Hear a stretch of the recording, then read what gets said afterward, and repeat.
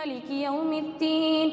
إياك نعبد وإياك نستعين اهدنا الصراط المستقيم صراط الذين أنعمت عليهم غير المغضوب عليهم ولا الضالين. وما أبرئ نفسي إن النفس لأمارة بالسوء إلا ما رحم ربي إن ربي غفور رحيم. وقال الملك ائتوني به أستخلصه لنفسي فلما كلمه قال إنك اليوم لدينا مكين أمين. قال اجعلني على خزائن الأرض إني حفيظ عليم. وكذلك مكنا ليوسف في الأرض يتبوأ منها حيث نشاء نصيب برحمتنا من نشاء ولا نضيع أجر المحسنين ولا أجر الآخرة خير للذين آمنوا وكانوا يتقون. وجاء إخوة يوسف فدخلوا عليه فعرفهم وهم له منكرون. ولما جهزهم بجهازهم قال ائتوني بأخ لكم من أبيكم ألا ترون أني أوفي الكيل وأنا خير المنزلين فإن لم تأتوني به فلا كيل لكم عندي ولا تقربون. قالوا سنراود عنه أباه وإنا لفاعلون. وقال لفتيته اجعلوا بضاعتهم في رحالهم لعلهم يعرفونها إذا انقلبوا إلى أهلهم لعلهم يرجعون. فلما رجعوا إلى أبيهم قالوا يا أبانا منع منا الكيل فارسل معنا أخانا نكتل وإنا له لحافظون. قال هل آمنكم عليه إلا كما أمنتكم على أخيه من قبل فالله خير حفظا وهو أرحم الراحمين. ولما فتحوا متاعهم وجدوا بضاعتهم ردت إليهم قالوا يا أبانا ما نبغي هذه بضاعتنا ردت إلينا ونميل أهلنا ونحفظ أخانا ونزداد كيل بعير ذلك كيل يسير. قال لن أرسله معكم حتى تؤتوني موثقا من الله لتأتونني به إلا أن يحاط بكم. فلما آتوه موثقهم قال الله على ما نقول وكيل. وقال يا بني لا تدخلوا من باب واحد وادخلوا من أبواب متفرقة وما أغني عنكم من الله من شيء إن الحكم إلا لله عليه توكلت وعليه فليتوكل المتوكلون. ولما دخلوا من حيث أمرهم أبوهم ما كان يغني عنهم من الله من شيء إلا حاجة في نفس يعقوب قضاها وإنه لذو علم لما علمناه ولكن أكثر الناس لا يعلمون.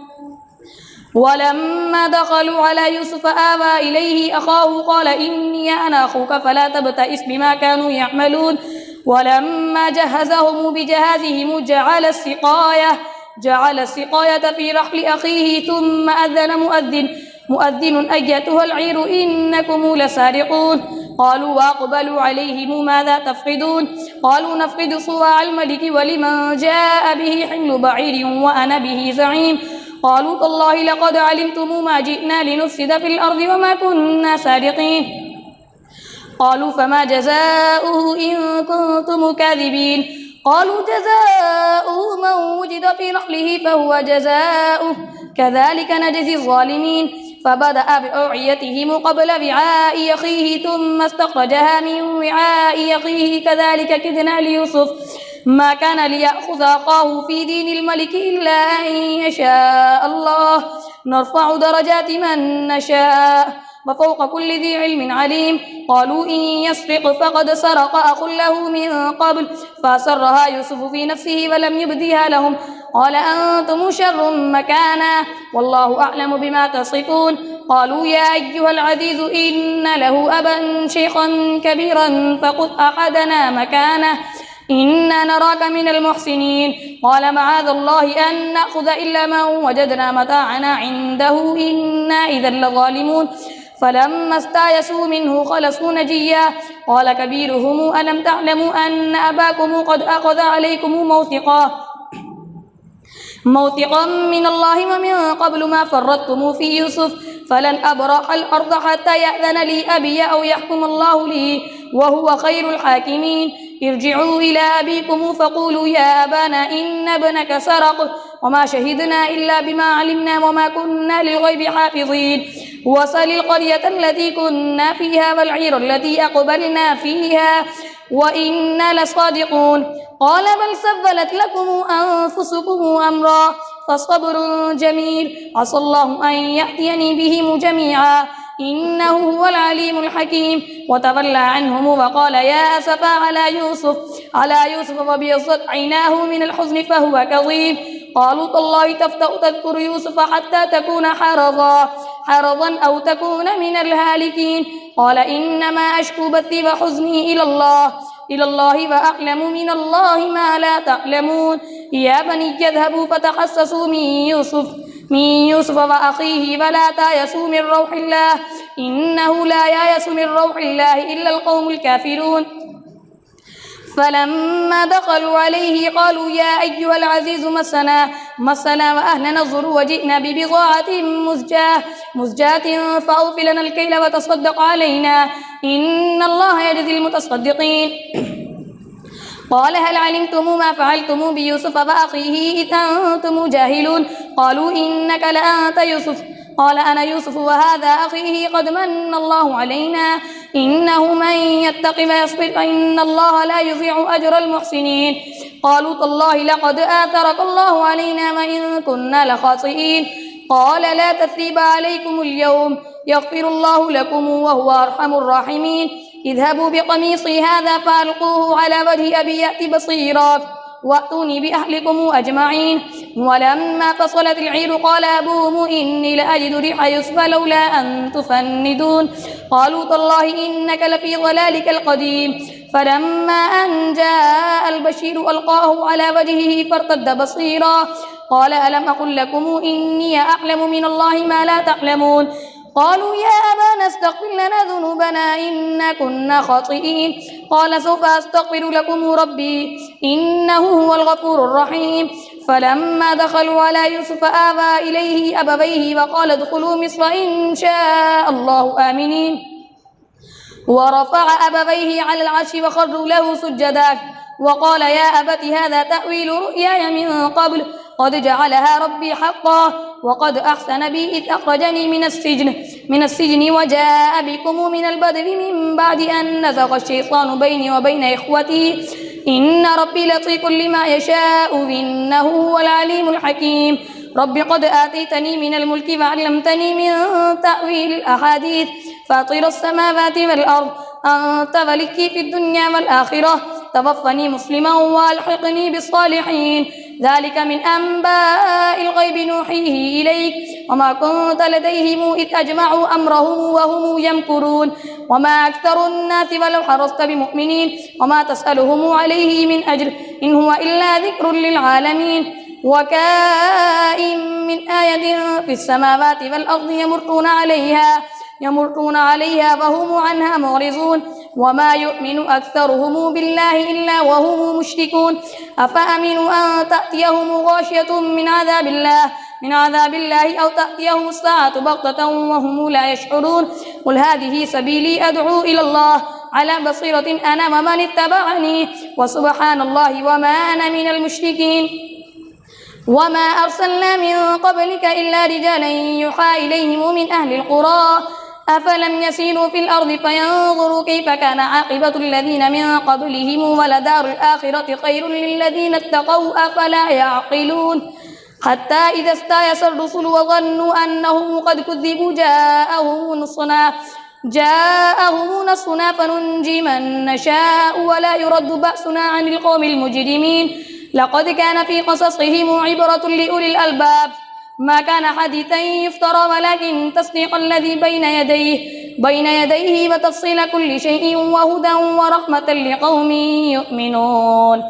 بسم الله الرحمن الرحيم ألف لام ميم را تلك آيات الكتاب والذي أنزل إليك من ربك الحق ولكن أكثر الناس لا يؤمنون الله الذي رفع السماوات بغير عمد ترونها ثم استوى على العرش فسخر الشمس والقمر كل يجري لأجل مسمى يدبر الأمر يفصل الآيات لعلكم بلقاء ربكم توقنون وهو الذي مد الأرض وجعل فيها رواسي وأنهارا ومن كل الثمرات جعل فيها زوجين اثنين يغشي الليل النهار إن في ذلك لآيات لقوم يعقلون وفي الأرض قطع إن في ذلك لآيات لقوم يتفكرون وفي الأرض قطع متجاورات وجنات من أعناب وزرع ونخيل صنوان وغير صنوان تسقى بماء واحد ونفضل بعضها على بعض في الأكل إن في ذلك لآيات لقوم يعقلون وإن تعجب فعجب قولهم أئذا كنا ترابا أئنا لفي خلق جديد أولئك الذين كفروا بربهم وأولئك الأغلال في أعناقهم وأولئك أصحاب النار هم فيها خالدون ويستعجلونك بالسيئة قبل الحسنة وقد خلت من قبلهم المثلات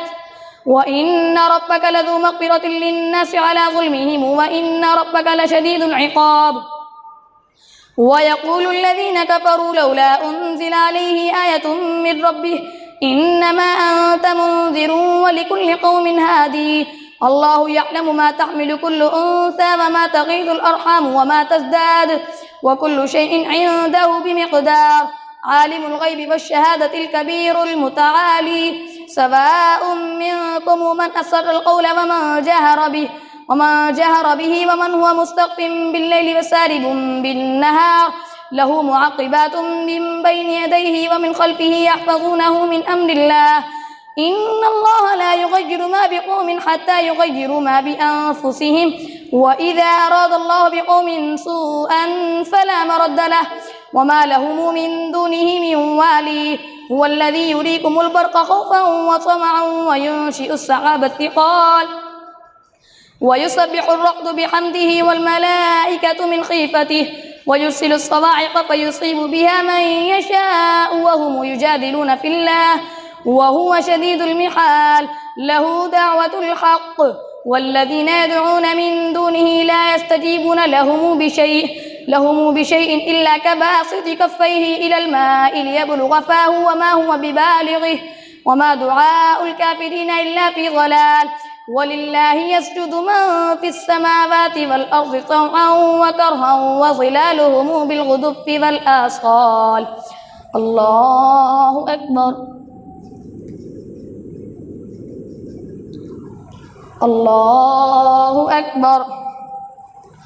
قل من رب السماوات والأرض قل الله قل أفاتخذتم من دونه أولياء لا يملكون لأنفسهم نفعا ولا ضرا قل هل يستوي الأعمى والبصير أم هل تستوي الظلمات والنور أم جعلوا لله شركاء خلقوا كخلقه فتشابه الخلق عليهم قل الله خالق كل شيء وهو الواحد القهار الله أكبر سمع الله لمن حمده الله أكبر الله أكبر الله أكبر الله أكبر الحمد لله رب العالمين الرحمن الرحيم مالك يوم الدين إياك نعبد وإياك نستعين اهدنا الصراط المستقيم صراط الذين أنعمت عليهم غير المغضوب عليهم ولا الضالين أنزل من السماء ماء فسالت أودية بقدرها فاحتمل السيل زبدا رابيا ومما توقدون عليه في النار ابتغاء حلية أو متاع زبد مثله كذلك يضرب الله الحق والباطل فأما الزبد فيذهب جفاء وأما ما ينفع الناس فيمكث في الأرض كذلك يضرب الله الأمثال للذين استجابوا لربهم الحسنى والذين لم يستجيبوا له لو أن لهم ما في الأرض جميعا ومثله معه لافتدوا به أولئك لهم سوء الحساب ومأواهم جهنم وبئس المهاد الله أكبر